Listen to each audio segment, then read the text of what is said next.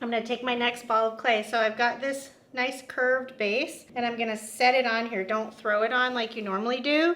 And just take your hand, your right hand, if you're a right-hander, and just push down and sort of, you have to push down pretty firmly. Like, can you see how that is really sinking in? I'm gonna take both hands and sort of move it around until it doesn't move anymore. Now you know it's nice and seated. So now down here, I'm not gonna touch that clay until I get this clay centered. So I kind of have to get my elbow into my leg, and I'm just gonna center this. So basically right now, I'm just taking my hands and I'm gripping this clay.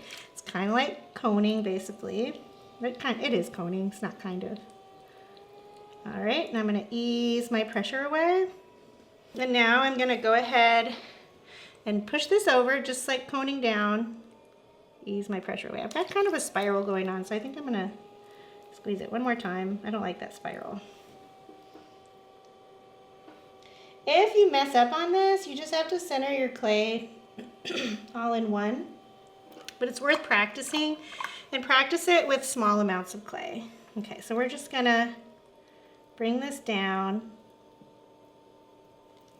slowly. Don't bring it down fast, because if you bring it down fast, it gets off center. And if it gets off center, you got to go back up. So don't try and bring off center clay.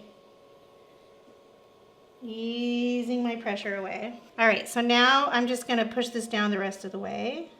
And I got to about right here. And then what do I need to do? I need to bring these sides down into this clay so I have one mound. This does take a little bit of practice. And I'm just taking the side of my hand, coming down slowly. If it gets off center, don't keep on moving down. You want to get that clay back to center just by coning. Notice my wheel isn't quite as fast as when I'm just doing regular centering.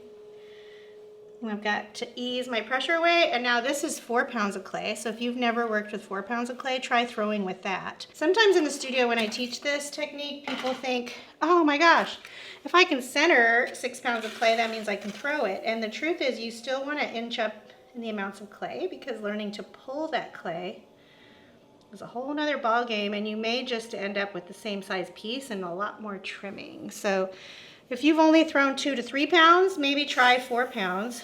Once you get good at 4 pounds, I'm going to show you. So I didn't rinse the slip off my hands, but I'm not touching this part right here. So I'm just going to push down